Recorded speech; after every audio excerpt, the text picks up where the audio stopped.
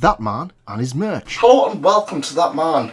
That is me merchandise, and today we are talking about Komi Can't Communicate. I hope I pronounced Komi's name right. Komi?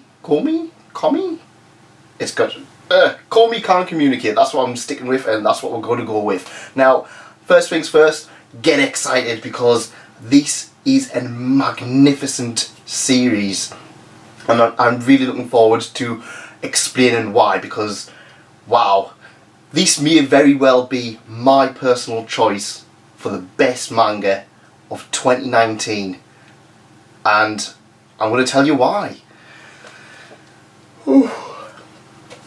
So, have you ever came in from a long day and you can't be bothered with something like Vinland Saga or Berserk or Golden Kamuy? Actually, Golden Kamuy is just ridiculous.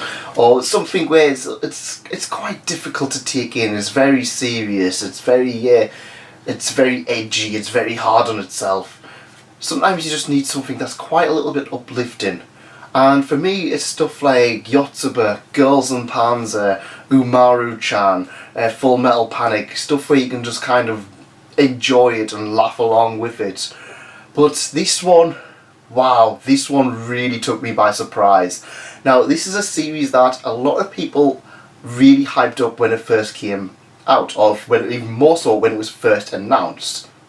It was one of those series that I always heard a bit of a buzz around it. It was one of those ones where it was kind of, I think it was when Act Age first was released on Shonen Jump, they were kind of like, for some reason I kind of got these two mixed up a little bit. The characters look quite similar, at least on the cover. And then it was just like, oh no, you need to read Komi Can't Communicate, and it was just like, this is a stepping off point for stuff like A Silent Voice, and wow, yes it is. So if you've ever read stuff like A Silent Voice, or No Matter How Much I Look at It, It's You Guys' Fault I'm Not Popular, this is another series with a young girl who has a disability and a young boy who is trying to help her through it.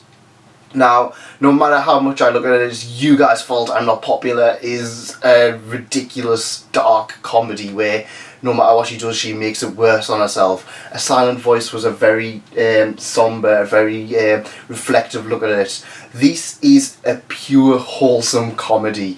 This is kind of like how we look at Yotsuba, where it's just kind of like, enjoy everything.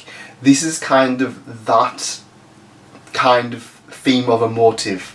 This is about a young girl called Komi who she can't speak to people. She just freezes up. She really struggles, or she stammers when she tries to speak to anybody, and everybody in the school treats her like a goddess. However, she doesn't see it that way. She always thinks that they're talking about her in a negative light, and it's quite heartbreaking when you kind of see it. But the way they go about it is that a young boy who's kind of like, he's like, I don't want to stick out. He ends up alone with her in class, and he realizes how beautiful she is. He's quite attracted to her, but the real nice way about it is that she is genuinely a really nice person. It's not like in Watermort, no matter where she's kind of like a horrible person being horrible, or Silent Voice where it's kind of like her disability really struggles to have her do like a lot of stuff. This is very much where Komi is desperate to try and be friends with people. However, she just can't do it, and her goal is to get 100 friends. Now, in this course of Volume 1, we do see a lot of that kind of stuff where we kind of know if Komi could communicate, she would be a very popular person.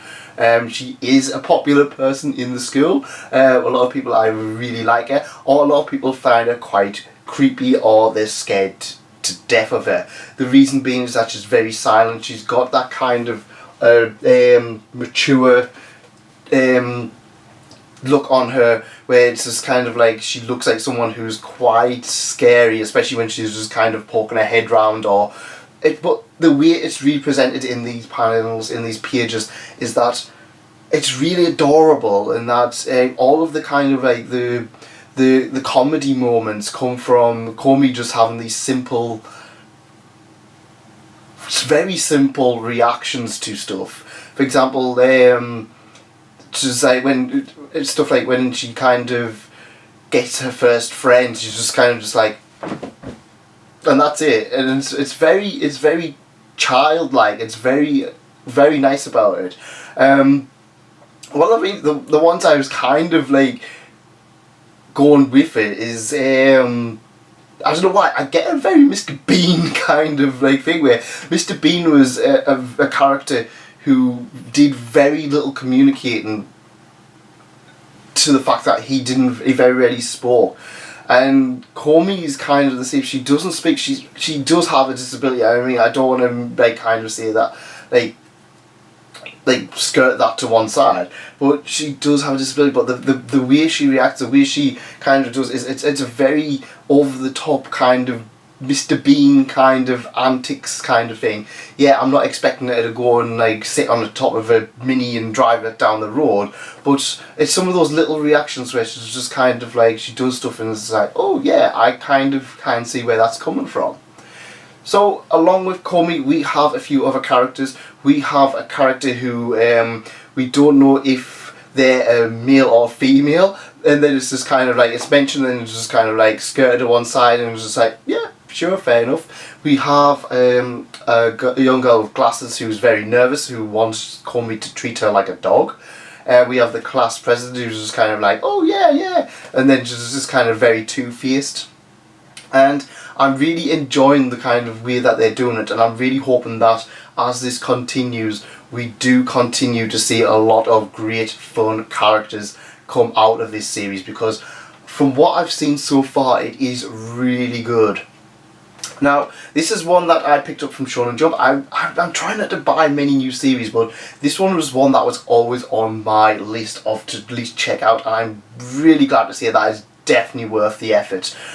Personally, I'm going to put this as the best new release so far for me for 2016. 2016? Wow, we went back 3 years. 2019. And like I said, it's got a really good message. It's got a really good fun humour. The humour's over the top. It's one of those series that I can easily pick up and read and just enjoy. For example, I'm also reading Vinland Saga at the moment, which is a series I did read a few years back, but now I'm reading it again, and it's really enjoyable, but it's a bit more of a slog. This one is one where I can kind of imagine it being a little bit like Umaru, Watermode and stuff like that, where I can pick them up and I can reread the previous volume and just enjoy it. There's a lot of really nice things to come out of this series, and it's one that I would definitely recommend people check out. If you like stuff like Yotsuba, if you like other stuff like that, this is one that I would say is an absolute essential, and I'm really proud to see it's going to be in my collection. Now, if you did enjoy this kind of thing, please leave a like, please consider subscribing, and I'll see you all next time. Goodbye.